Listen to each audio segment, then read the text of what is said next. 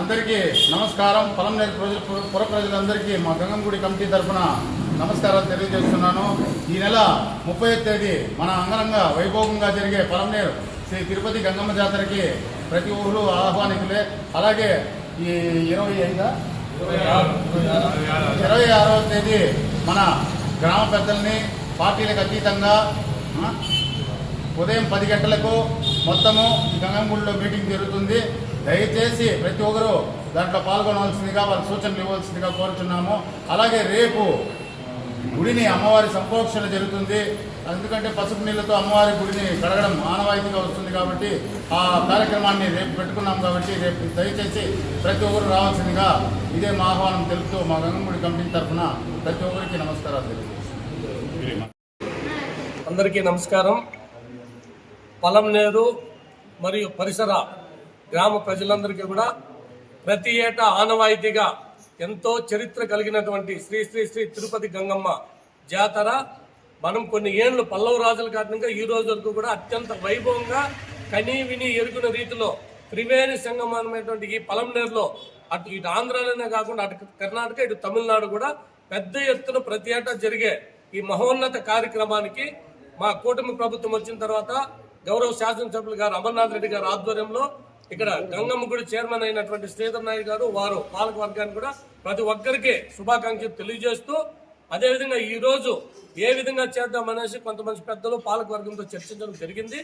రేపు సంప్రోక్షణ అంటే మన గుడి శుద్ధి చేసుకుంటూ అదేవిధంగా ఈ నెల 30వ తారీఖు ప్రతి ఏటా ఆనవాయితీకి వచ్చే ఏప్రిల్ 30వ తేదీ చాటుతో మన గంగమ్మ జాతర స్టార్ట్ అవుతుంది.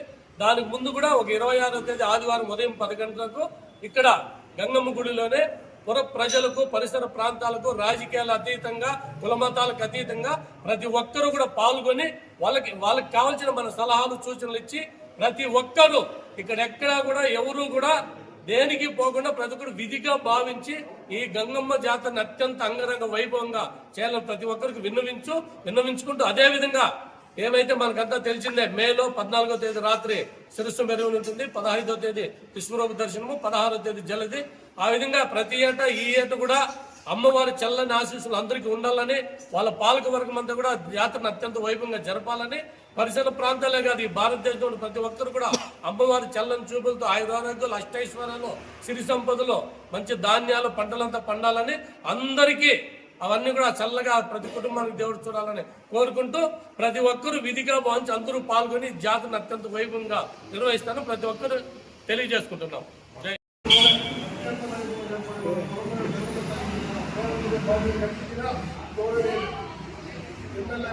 గారికి మా హృదయపూర్వక అభినందనలు తెలుపుకుంటూ ఈ పొలంనేరులో గంగమ్మ తల్లి అంటే చుట్టుపక్కల గ్రామాలకు కానీ పరిసర ప్రాంతాల అందరూ ఇచ్చేసి రేపు జరగబోయే ఈ పెద్ద గ్రామ సభలందు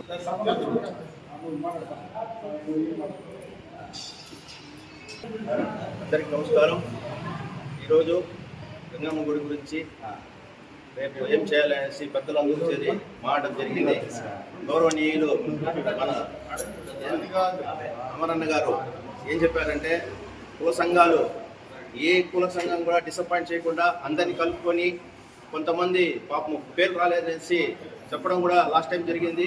అందరినీ కలుపుకొని అన్ని కుల సంఘాలకి ఇక్కడ ప్రత్యేకంగా గుర్తింపు ఇవ్వాలనేసి మా అమరన్న గారు చైర్మన్ గారికి కమిటీకి ప్రత్యేకంగా చెప్పడం జరిగింది.